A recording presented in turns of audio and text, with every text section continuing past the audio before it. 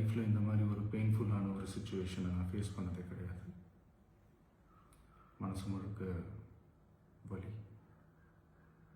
வலி மட்டும்தான்.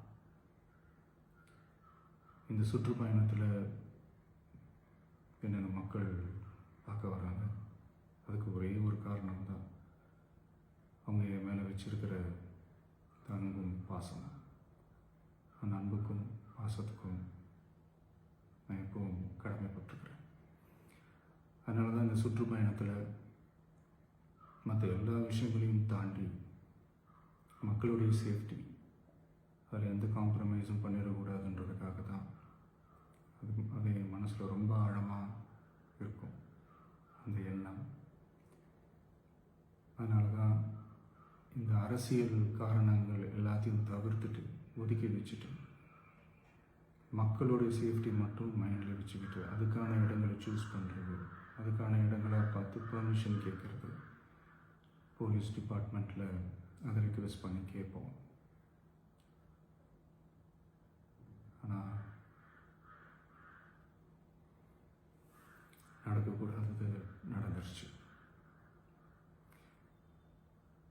ஆனால் மனுஷன் தானே, அந்த நேரத்தில் அத்தனை பேர் பாதிக்கப்பட்டு இருக்கும்போது எப்படி அந்த ஊரை விட்டுட்டு என்னால் கிளம்பி வர முடியும்?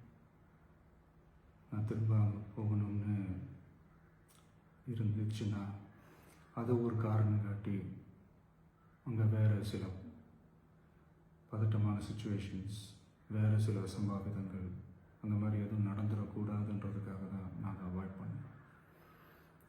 இந்த நேரத்தில் சொந்தங்களை இழந்து தவிக்கிற அத்தனை குடும்பங்களுக்கும் என்னுடைய ஆழ்ந்த இரங்கலை தெரிவிச்சுக்கிறேன். எனக்கு தெரியும், என்ன சொன்னாலும் இது ஈடையாகாதுன்னு எனக்கு தெரியும். ஹாஸ்பிட்டலில் ட்ரீட் பண்ணிகிட்ருக்கிற எல்லாருமே சீக்கிரமாக க்யூர் ஆகி வரணுன்றதை இந்த நேரத்தில் நான் வேண்டிக்கிறேன்.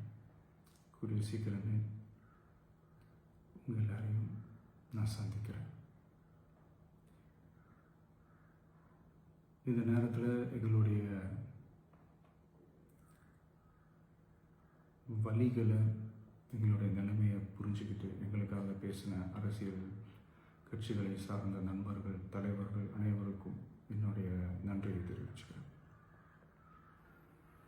கிட்டத்தட்ட ஒரு 5 மாவட்டத்துக்கு பிரச்சாரத்துக்கு போனோம். இந்த மாதிரி எதுவுமே நடக்கல. ஆனால் கரூரில் மட்டும் ஏன் எப்படி நடக்குது, எப்படி நடக்குது? மக்களுக்கு எல்லா உண்மையும் தெரியும். மக்கள் எல்லாத்தையும் பார்த்துக்கிட்டு இருக்கிறாங்க. கரூரை சேர்ந்த அந்த மக்கள் அந்த உண்மையெல்லாம் வெளியில் சொல்லும்போது எனக்கு கடவுளே நேரில் வந்து இறங்கி அந்த உண்மைகள்லாம் சொல்கிற மாதிரி எனக்கு தோணுச்சு. சீக்கிரமே எல்லா உண்மைகளும் வெளியில் வரும்.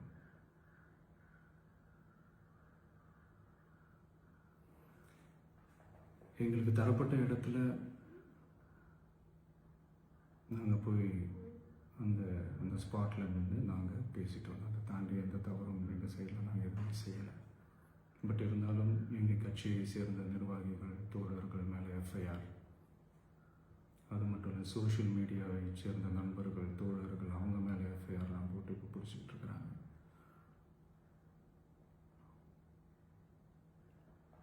CM sir,